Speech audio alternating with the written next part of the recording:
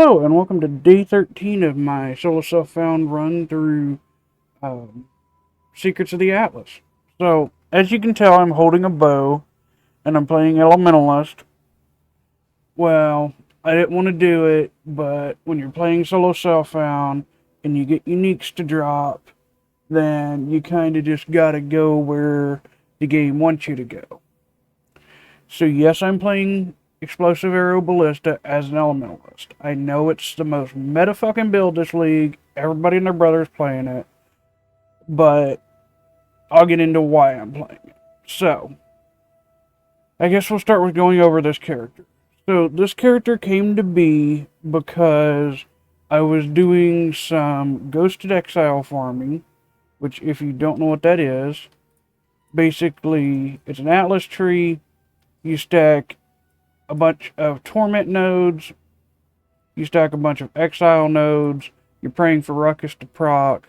You use Meticulous Appraiser to swap Quant for Rarity at 300% its value. So you end up with anything from like 500 to 1,000 Rarity maps. You just shit out uniques, right? You run Delirium so you get the extra monster spawns.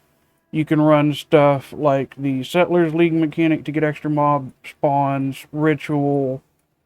It's just the general idea is shove as many monsters in the map as you can and stack as much rarity as you can and you get uniques. So, was running that on my Glacial Cascade build, and lo and behold, I dropped a 5-link Widow Hell that is 220% increased bonuses. So, like, okay, that's cool. I might do something with it, probably not. And I'll be damned if the next fucking map did not drop me a Wilma's Requital. Which, these are like 2 of the base uniques for EA Ballistas this league. Widow Hell not so much, but the Wilmas definitely. Because it gives you the Ancestral Bond, accuracy, takes care of your accuracy rating.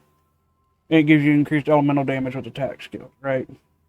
So, after that, I decided to buy...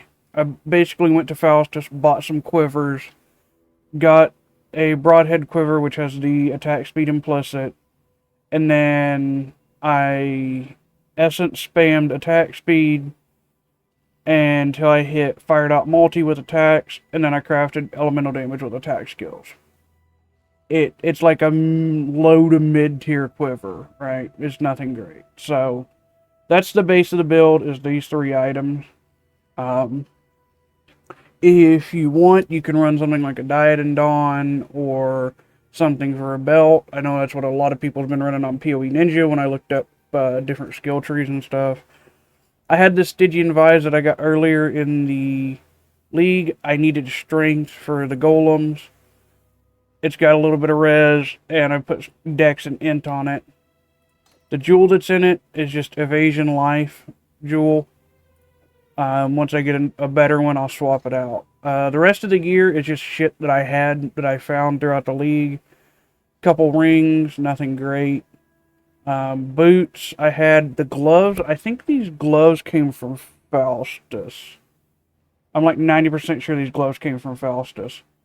Body armor definitely came from Faustus. The amulet I had, I just anointed surveillance on it for the +1 ballistas and the damage for ballistas.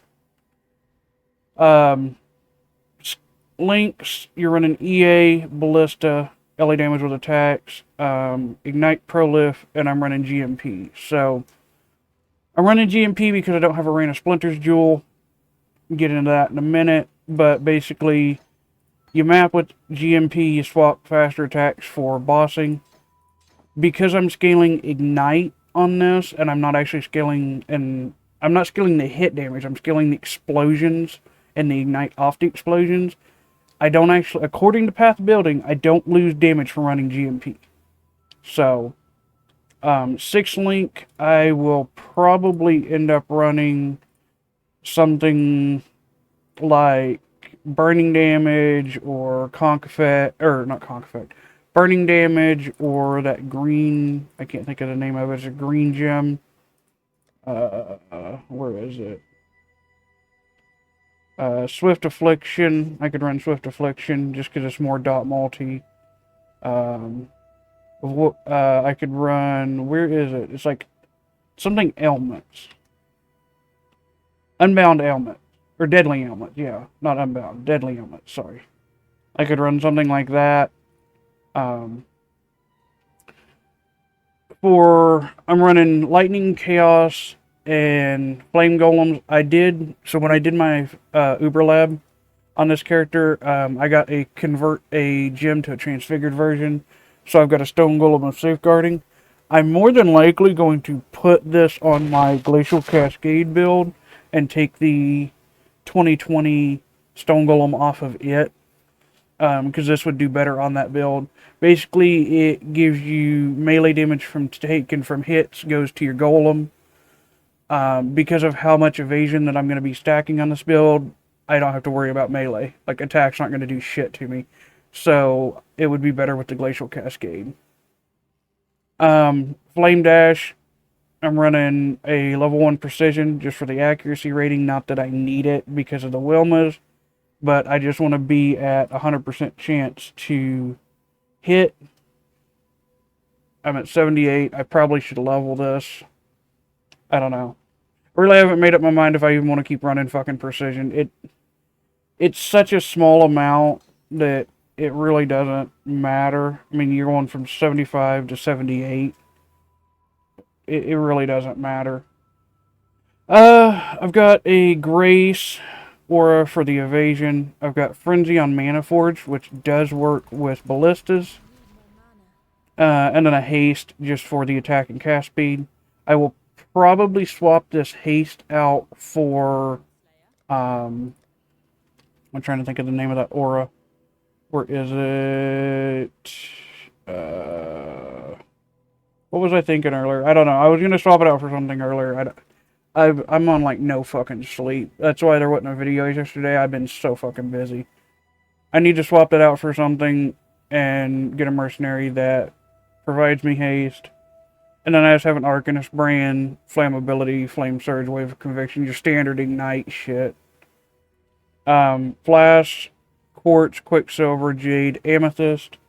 Between the amethyst and the chaos golem, I'm at 60 chaos res. I am setting at, let's see, with flasks up, I'm at 60% evasion and 47 spell suppress. That 47 will become about 80-ish, and that evasion it'll come up to probably about 80 as well. I'll be 80 on both of those. As far as tree, I'm gonna be honest with you, I went on PoE Ninja and looked, and I just copied some dude tree on PoE Ninja. It's been so long since I fucking played Explosive Arrow that I really didn't know what I was doing. I knew I wanted dot and fire nodes, that's about it. One thing that is weird to me is everybody seems to be taking Mastermind of Discord for the exposure. I may swap that over for Shaper of Winter just so I get the chill effect. Because I think it'd be nice to have everything slowed with how much how many arrows we're shooting and how much prolifing we're doing. I think that this would be better. So, speaking of prolifing, one thing I wanted to mention on Ignite Prolif, if you get Ignite Prolif on your gloves as a Searing Exarch implicit, you can drop that gem. I think there's a cluster jewel for it too. It just frees up a link. But, I mean, I've done Uber Lab on a 5 link. I've been running T16s on a 5 link. There's so much fucking damage because of the ignites. It's not even funny. Skill trees just, everybody's running the same general skill tree. The only difference is I'm pathing down here because I want to take the frenzy nodes. I'm probably going to take the, where is it? The bow nodes for an additional arrow, just because.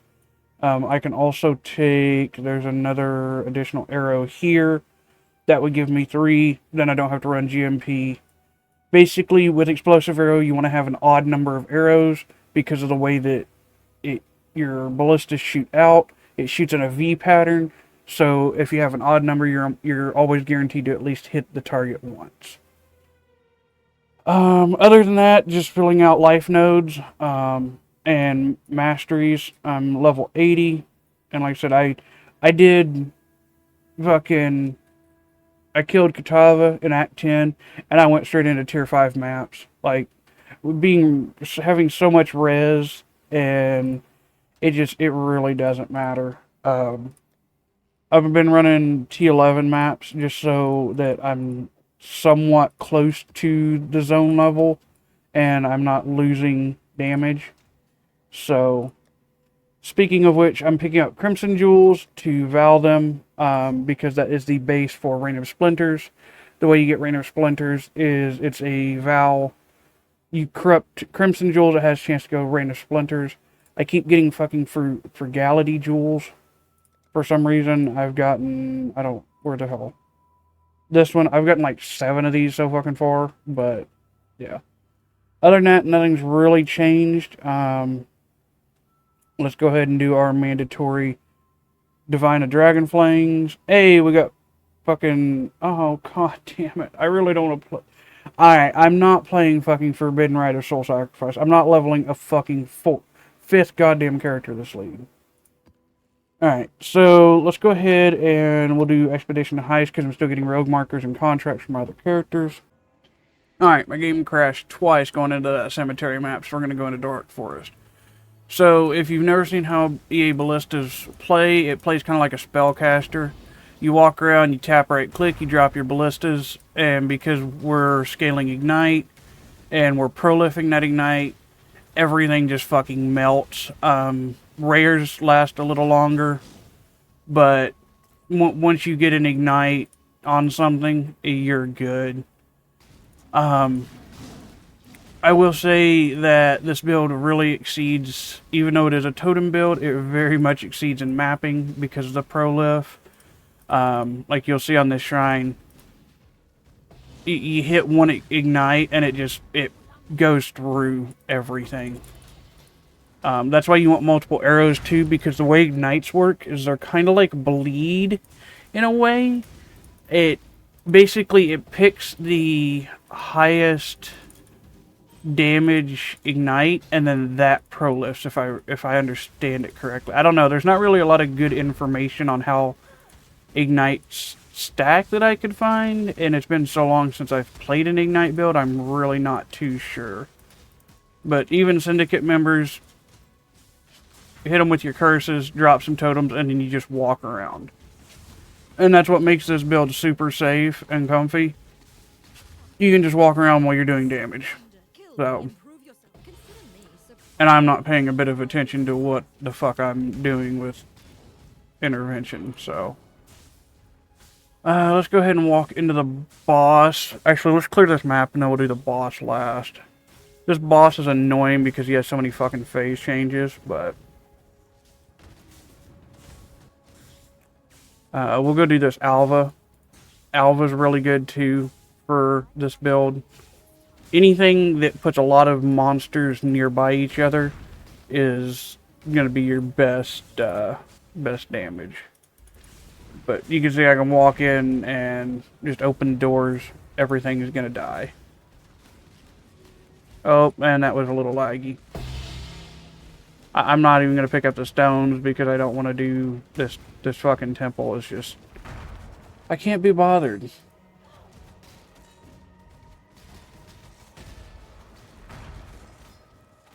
Oh, they're fire and ignite resistant. So there's a good example. Even though those monsters were fire and ignite resistant, I still have enough damage off of just the raw explosions that it doesn't matter.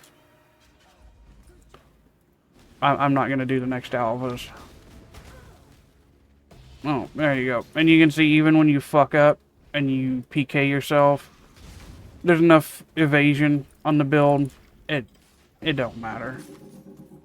Good blueprint. Alright. So, let's go ahead and do I forgot this was the expedition tree. That is a lot of fucking cast on death. Okay. Oh, and there's a bunch of 6 sockets. Nice, I need fusings. I'm trying to fucking 6-link this body armor so I can actually have a 6-link. There we'll go. One thing you do want to watch out for is that line right there. Monsters are immune to fire damage, because that will screw you. Lightning damage really doesn't matter if they're immune to it, but you'll see. We'll walk in, I'll drop my totems, and everything will just melt. And because of how close everything is together, it's really cool. Actually, that's one thing in the game that I think they did very, very well is the whole ignite system. And how the ignite, you can spread ignites. One thing I will say, even though you do have a lot of evasion and you do end up with a lot of spell suppress, I wouldn't try tanking shit. I mean, that's just kind of a general rule in Path, is don't tank things you don't have to tank. Especially when you're 94% level. Alright, let's go do... Oh, fuck it, I'll just go do this boss fight real quick. Do you have Val Orbs? You don't have Val Orbs. I'm only doing fucking Exile, or Mercenaries whenever they have Val Orbs. Because I need so many fucking Val Orbs. Alright, swapping GMP for faster attacks. For the boss fight. Walk up, we'll drop all of our ballistas on him, and then we just kind of stand out of the way. And you can see, so when the big chunks happen and how it's going down really, really, really fast right now, that is your ignites. The ignites is what's doing that damage where it drops down really fast. Oh god, don't kill me, pupper. Nope, don't one-tap me. No, no, no, no, go after the totems.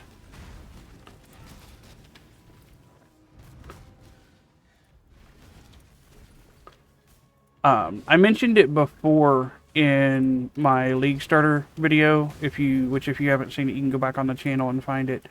One thing that is really nice, or that is really good for not just all, I mean, I think it's for generally all totem builds, but this one specifically because of how ballistas work and you're dropping them at your feet. The totem's taunt is a huge node. That is something I will be taking here soon. But yeah, that's your kind of bog standard map showcase for the build. Alright, so hopefully you guys enjoyed. I'm going to continue leveling this character. I think once this character hits about 85 to 90-ish, I'm going to go back to running Exile Ghosted Exiles, because I still need a fucking Frost Inferno for my Glacial Cascade build, and if it's one thing I do this league, is I want to play the Trinity version of that build. So, I've been live streaming on YouTube. If you want to catch the live streams, it's been starting about 5 p.m. Eastern Standard Time. Come hang out. It's usually a couple-hour stream. It's pretty relaxed. If you haven't already, subscribe. There's tons of more PoE content on the channel, and you have yourselves a wonderful day.